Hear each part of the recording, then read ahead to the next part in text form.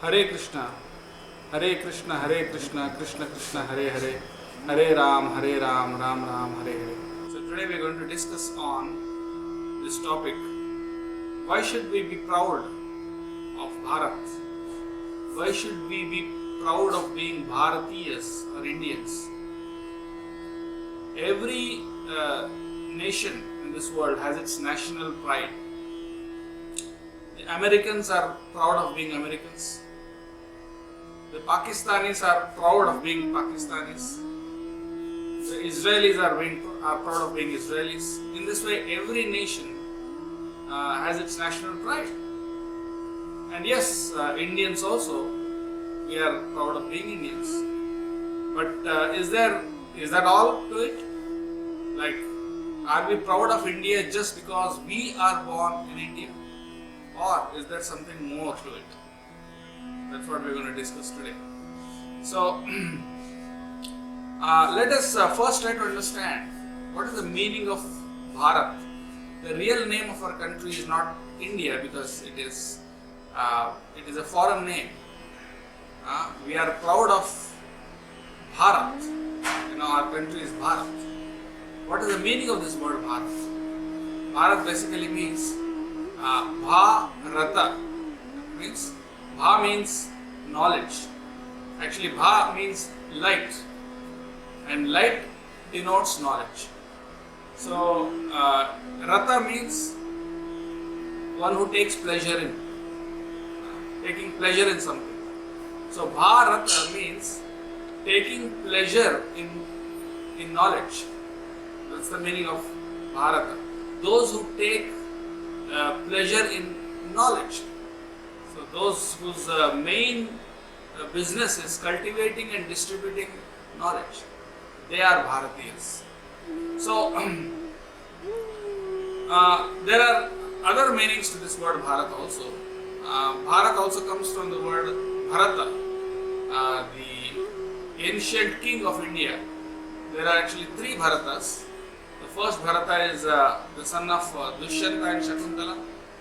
And the second Bharata is actually the son of Rishabhadeva. Rishabhadeva is the first Tirthankar of Jainism.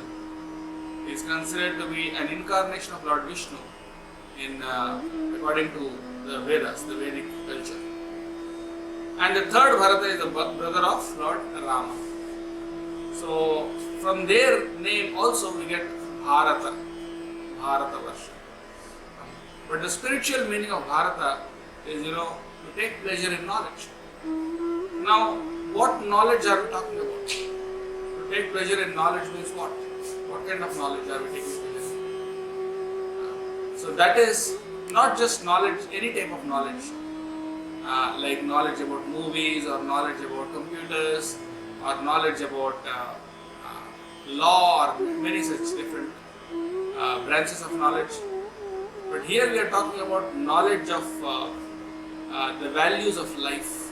What is life? The most important questions of life. Who am I? What is the goal of my life? And why am I suffering? How to get free from suffering?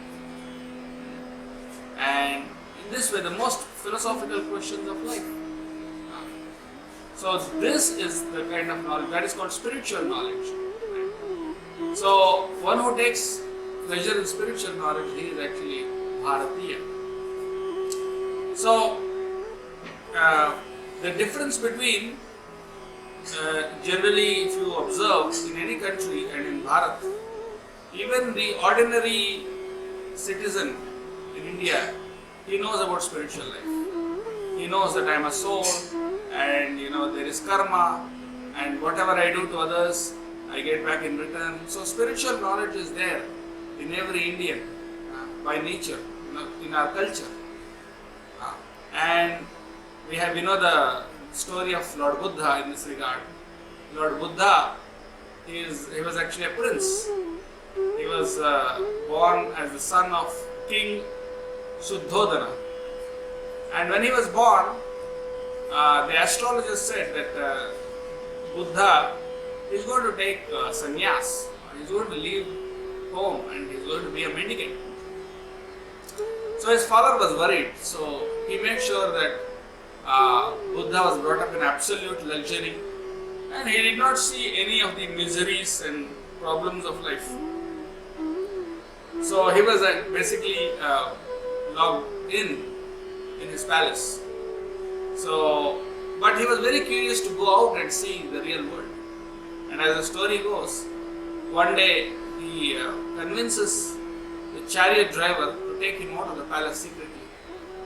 And so he goes out. And as he goes out, he sees a deceased man coughing and sneezing, and maybe he has fever. And he's asking the charioteer, "What is this? Why is this man coughing? What is wrong with him?" And he said, "He is deceased." "What is disease?" When he explains what is disease, disease is a very miserable condition. And then as he goes on, he sees an old man.